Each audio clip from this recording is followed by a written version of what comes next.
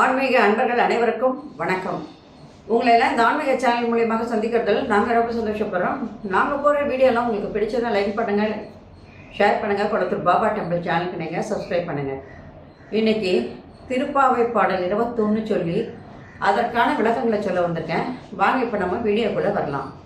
இன்றைக்கு திருப்பாவை பாடல் 21. ஏற்ற களங்கள் எதிர்பொங்கி மீதளிப்ப மாற்றாதே பால் சொரியும் வள்ளல் பெரும் பசுக்கள் ஆற்ற படைத்தான் மகனே அறிவுராய் ஊற்றமுடையாய் பெரியாய் உலகினில் தோற்றமாய் நின்ற சுடரே துயிலெழாய் மாற்றார் உனக்கு வழி தொலைந்துன் வாசற்கண் ஆற்றாது வந்து உன்னடி பணிய மாப்போலே போற்றியாம் வந்தோம் புகழ்ந்தேலோ ரெம்பாவாய். இது பாடல். இப்போ இந்த பாடலுக்கான விளக்கம். ஒளிக்கெல்லாம் ஒளி காட்டக்கூடிய கண்ணா, ஞான ஒளி கிடைப்பதற்கு இப்பொழுது நீ வர வேண்டும். எங்களுக்கு ஞான ஒளி கிடைக்கணும். அந்த ஞான ஒளி எப்படி கிடைக்கும்? இறைவன் மூலியமாக அந்த ஞான ஒளியானது கிடைக்கணும். அப்படின்னா இப்பொழுதே நீ வர வேண்டும் என்று ஆண்டாள் அழைப்பதாக இந்த பாடல் அமைந்துள்ளது. விளக்கம் என்னன்னா, ஆயர்பாடியில் மாடுகள் எல்லாம் எக்கச்சக்கமான மாடுகள், எரும மாடு இருக்கு, பசுமாடு இருக்கு. அந்த பால் வளத்தை புகழ்ந்து பாடும்போது எடுத்து ஏந்திய பாத்திரங்களில் எல்லாம் பொங்கி மேலே வழியும்படியாக இடைவிடாமல் பால் பொழிகின்ற அலைவாற்றல் பெற்ற பெரும் பசுக்கள் எண்ணிக்கை இல்லாமல் இருக்கின்றது. இதை வைத்திருக்கின்றவர் யாருன்னா, தலைவராகிய அந்த நந்தகோபர். எப்படிப்பட்ட விளக்கங்கள் பாருங்க. ஏற்ற களங்கள் எதிர்பொங்கி மீதளிப்ப, எத்தனை பாத்திரம் வச்சாலும் அந்த பாத்திரங்கள் எல்லாம் பொங்கி ஒழியும்படியாக அங்கே பால் சொரிகின்றது. அந்த பசுக்கள் அதெல்லாம் வள்ளல் பெரும் பசுக்கள். இவ்வளவுதான் கரப்பாவும் ஒரு மாடுன்னு சொல்ல முடியாது. அது பாட்டுக்கு பாலை சொரிந்து கொண்டே இருக்கின்றது. இதுக்கெல்லாம் தலைவன் யார்? அந்த இடைவிடாமல் அந்த பால் சொரிகின்ற பெரும் பசுக்களை உடைய அந்த மாடுகளை எல்லாம் கையில் வைத்திருக்கின்ற இவன் யார் என்று கேட்டால் அது தலைவனாகிய நந்தகோபன் என்று சொல்கின்றார்.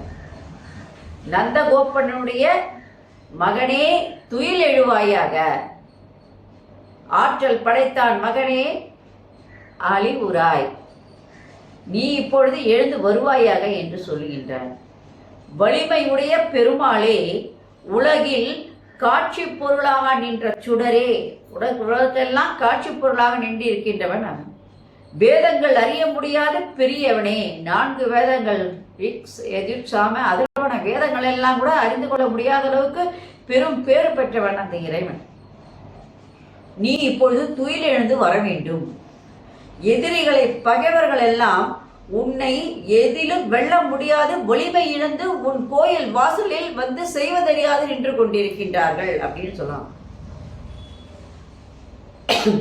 மாற்றார் உனக்கு வலை தொலைந்தன் வாசற்கான் ஆற்றாது வந்து உன்னடிப்பணிய மா போலே அப்படின்னு சொல்லும்போது, உங்கள்கிட்ட தோற்று போன பகைவர்கள் எல்லாம், மன்னர்கள் எல்லாம் இப்பொழுது என்ன பண்றாங்கன்னா, தன்னுடைய வலிமையெல்லாம் இழந்து என்ன செய்யறதுன்னு செய்ய தெரியாம இப்போ எல்லாரும் கோயில் வாசல்ல வந்து அறியாம என்ன செய்யறதுன்னு தெரியாம ஆற்றாமை உடையவராய் உன் திருவடிகள் பணிகின்றனர். உன் திருவடியை பணிந்து நிற்கின்றார்கள். என்ன செய்யறதுன்னு தெரியல. அவர்களைப் போல அவர்கள்லாம் எப்படியோ அதே போல நாங்களும் தீயவைகளை எல்லாம் விடுத்து உன் வாசலில் வந்து எங்களுக்கு வேற வழி கிடையாது. இப்போ உன்னை தான் நாங்கள் சரணடைகிறோம். நீயே சரணாகதி என்று எப்பொழுது நாங்கள் வந்திருக்கின்றோம். எங்களுக்கு நீ இப்போ என்ன பண்ணணும்? நீயே சரணம் என்று வந்து உன்னுடைய திருவடிகளை பணிந்து உன் கோயில் வாசலிலே உன்னை புகழ்ந்து பாடிக்கொண்டிருக்கின்றோம். இந்த மாதிரி சரணாகதி அடைந்த எங்களை நீ என்ன பண்ணும், கைவிடாமல் ஆட்கொள்ள வேண்டும் என்பதை இப்பாடலில் ஆண்டாள் அழகாக விளக்கி கூறியிருக்கின்றார். மகாபாரத போர் நடக்குது. அந்த மகாபாரத போர் நேரத்தில் சகாதேவன் சொல்றான் கண்ணன் கிட்ட, உன்னை ஓரிடத்தில் கட்டி போட்டால், இல்லையா, உன்னை ஒரு இடத்துல கட்டி போடணும். கட்டி போட்டால் இல்லை, கட்டி போடணும். ஏன்னா நீ இந்த உன்னை கட்டி போட்ட இந்த மகாபாரத போர் என்ன ஆகும், வராமல் இருக்கும் அப்படின்னு சொல்கிறார். போர் நடந்தால் எத்தனையோ உயிர்கள் பலி போகும். அந்த போர் நடக்காமல் இருக்கணும்னா உன்னை கட்டி போடணும் அப்படின்னு கண்ணன் சொல்கிறாரு. நீ என்னை கட்டி போட்டால் நான் 14,000 கண்ணனாக அங்கே உருவெடுப்பேன் என்று சொல்கிறார். அப்போ அவர் சொல்கிறாரு, சகாதேவன் சொல்கிறார் என்னன்னா, உன் திருவடிகளை, உன்னுடைய 2 திருவடிகளையும் நான் பக்தி என்ற கயிற்றால் கட்டி போடுவேன். கட்டி போட்டுட்டு நான் சரணாகதி என்று உன் காலில் விழுந்து விடுவேன். பக்தி என்ற கயிற்றால் உன் காலை கட்டிவிட்டு நீயே சரணாகதி என்று நான் உன்னை காலில் விழுந்து உன்னை அன்பால் நான் கட்டி விடுவேன் என்று சொன்னார். அப்படி சொல்லும் போது என்ன அர்த்தம்னா, இறைவன் அன்புக்கு கட்டுப்படக்கூடியவர்.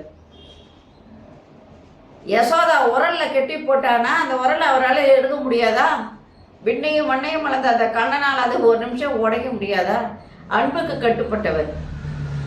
அன்புக்கு கட்டுப்பட்டு அங்கேயே இருந்தார். யசோதாவோட உரலை அப்படி இழுத்துக்கிட்டே வரார், கைட்டால் இழுத்துட்டு வந்தாரே தவிர அது அறுக்கல அந்த அவரு. அதே மாதிரி தான் இங்கே இவர் சொல்கிறாரு, இந்த மகாபாரத போர் நடக்காமல் இருக்கணும்னா உன்னை தான் நாங்கள் கட்டி போடணும்னு. உடனே அவர் சொல்கிறார், நீ ஒன்று கட்டி போட்ட நான் 14,000 நான் உருவெடுப்பேன் அப்படின்னு சொல்லும்போது, நான் அப்படிலாம் கட்டி போட முடியாது. அந்த 14,000 பேர் என்னால் கட்டி போட முடியாது. உன்னுடைய 2 திருவடிகளை நான் அன்பு என்ற பக்தி என்கின்ற ஒரு கயிற்றால் கட்டி விடுவேன். கட்டி விட்டு உன்னுடைய காலில் நான் சரணாகதி அடைந்து விடுவேன். அவ்வாறு நான் சரணாகதி அடையும் பொழுது நீ எங்கேயுமே நகர முடியாது, பக்தியால் கட்டிட்டேன் அப்படின்னு சொன்னார். அதனால இறைவன் பக்திக்கு கட்டுப்பட்டவர் அப்படின்றத அழகாக இந்த பாடல்ல ஆண்டாள் எடுத்து சொல்றது. நான் உதாரணத்துக்கு சொன்னது. ஆனால் இறைவன் எப்படிப்பட்டவர்னா, சரணாகதி என்று யார் வந்தாலும் அவர்களே என்ன பண்ணுவாரு, அவர்களுக்கு தஞ்சம் கொடுத்து அவர்களுடைய துன்பத்தை போக்கக்கூடியவன் அந்த இறைவன், அன்புக்கு கட்டுப்பட்டவர் என்பதை ஆண்டாள் அழகாக இந்த பாடலிலே எடுத்து சொல்கின்றார். நன்றி, வணக்கம்.